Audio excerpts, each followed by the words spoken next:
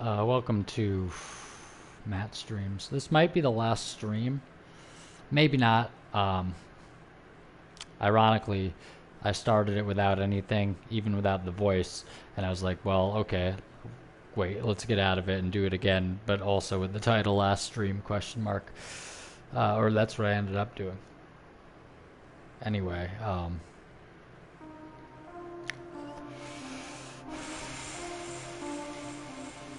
could be.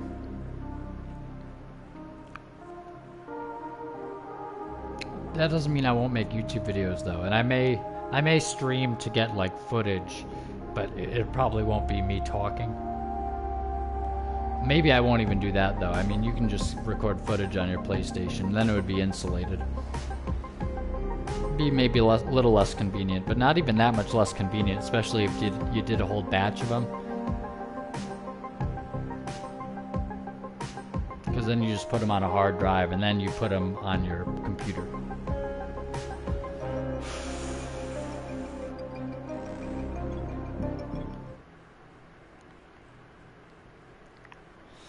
So I might get coffee for this, who knows. This is maybe sort of a victory lap. Most of the runners out of action, Brecken wants the scouts to take their place. That means me. We're supposed to go for the next airdrop, right before sunset. Jade will be showing me the ropes. Yeah, that won't be awkward at all. I like aesthetically that they have him say stuff like that, but I found in the previous stream of Dying Light, to get some footage maybe or whatever, but I think it might have been just you could hear my voice rather than see all this as well. But I found that it got kind of weird. It ended up feeling like he was almost repeating himself, or like they said it more often than just loading the game. I think it was like loading scenes and stuff, like loading screens. It'd say so. It's like, hold on.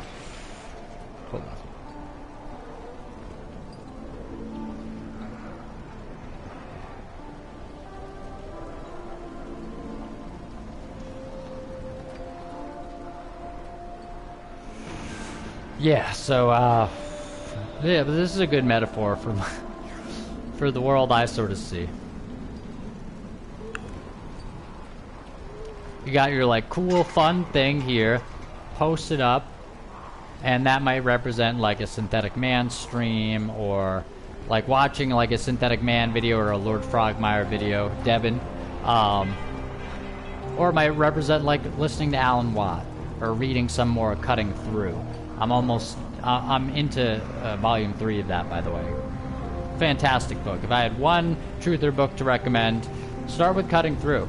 I started with Remember Who You Are, etc. by David Icke, and that really did help me, but that was a little more timely, as his books often, they might include a lot of information that is a little more relevant to like what he's talking about then, which, you know, you'd anticipate, but it's sort of like also like, this book is more of a timeless book. It's like, no, like Mark Passio said in an interview he had with a woman, and she's like, talks with men.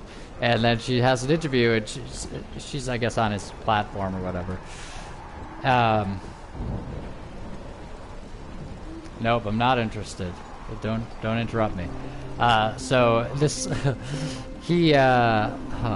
yeah, so Alan Watt, it's similar to Mark Passio, where he's like, yeah, my show, it's weird because it's like called What on Earth is Happening, but I don't talk about current events. Why is that? Because I'm talking about the foundations. I'm talking about the causal factors, and that causal factors, that's a term he used, of what's going on. So I'm telling you what happened, and sort of like, you know, I'm telling you about things.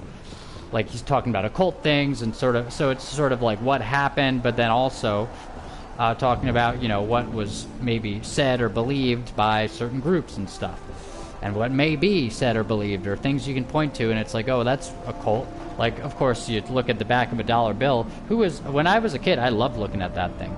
The eye on the pyramid, it was so cool. Like, it was like, Like, I love looking at that. Like, I think I'd be in class, like, looking at the eye, which is kind of funny, like, in a school class. I don't know if that ever actually happened, but I think I might have been, at least at one point, sort of, like, hypnotized or mesmerized by the eye on the pyramid on the back of the dollar bill into, like, a classroom.